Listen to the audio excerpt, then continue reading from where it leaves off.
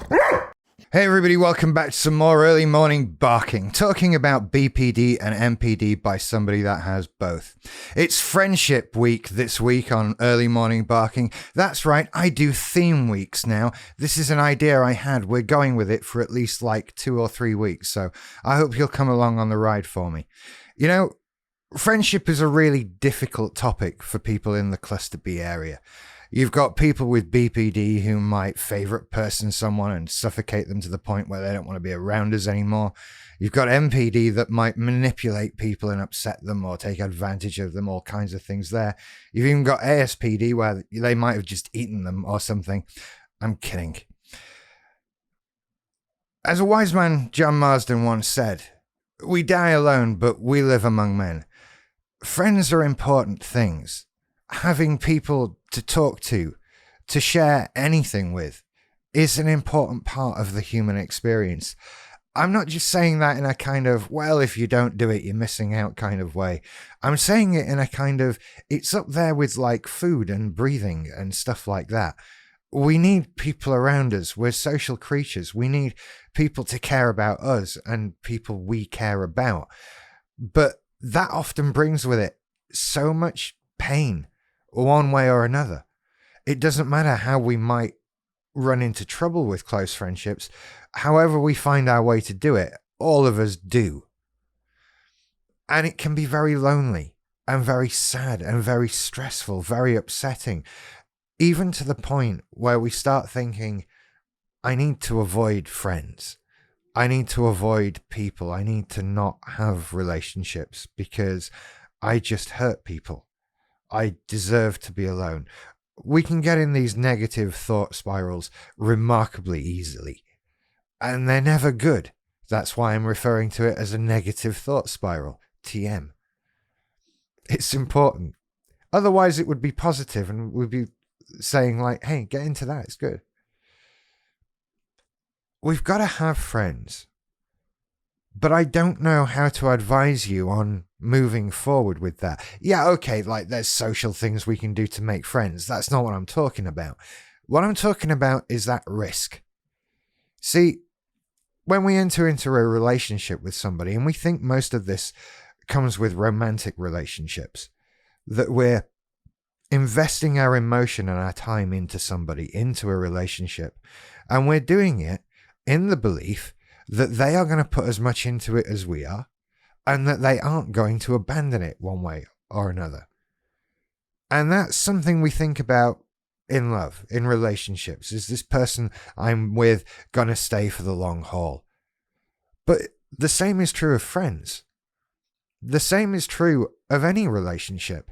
Whatever we're putting into it, whatever we're getting out, whatever the form of that relationship, we still have to trust. We still have to be vulnerable with people, because that's the point of friends, right? It's not just people that we can hang out with. It's people we can be vulnerable with, people we can be ourselves with. Ideally, people where we can take off the mask and discover what's underneath, and they're fine with that. But that requires trust. That requires emotional investment. And we worry that it's going to be thrown back at us one way or another, that it's not going to be reciprocated, that people won't want to be our friend, and that maybe we'll do something to just hurt more people. Now, with regards to us doing more damage, more harm, well, yeah, it's a possibility, isn't it? But you're worried about it. You're thinking about it. You know what you do. You know the things you've done in the past, right? Otherwise, what are you worried about? Surely you've got some memories of friendships you've ruined or whatever it is you're worried about. Because if you have, then you know what you did wrong. You know where it went wrong. You know what you have to try to not do again. And armed with that, you can start to move forward, right? You can start to make friends because you know what you did wrong. And if you can't sit there and give me an example of things that you did wrong, then do you have to ask yourself, is this just worry? Is this just fear? Because it's never gone wrong before, right? But if it did, you've got those examples. You've got something to work with. You know how you don't want to behave. So you can make a decision about how you do want to behave. And then you need to practice that. You need to move forward. You need to have friends so that you can, well, get better at having friends. Seems straightforward, doesn't it? You've got to keep trying, because ultimately the alternative is no friends. The alternative is isolation. Spending your life alone, sharing nothing with no one. That's miserable. That's not an acceptable state of being, in my opinion. Why would we want to live like that? Why do you want to? We don't want to do that. We know that's wrong. So we want to get over this. So we need to move past any fear we have. We need to look at our past and move and learn from it. And move forward there. Now, as for that risk, as for that, what if somebody doesn't want to be my friend? What if they throw it back at me? What if I find it difficult making friends? Well, that's life. See, I sound a bit like Marge Simpson when I say this, but people who don't like you aren't your friends. You know, it sounds silly. It sounds like a ridiculous thing to say, but people who are mean to you, who don't want to spend time with you, who don't call you, who don't interact with you, all those people, they're not actually your friends.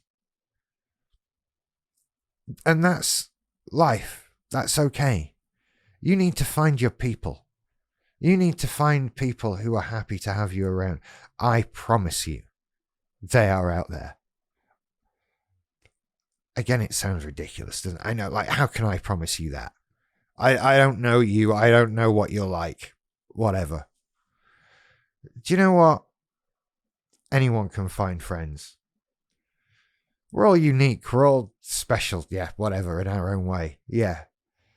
There's no one quite like me, but there are people who are enough like me to be happy to spend time with me. There are people who share interests with me, who are happy to do those interests with me.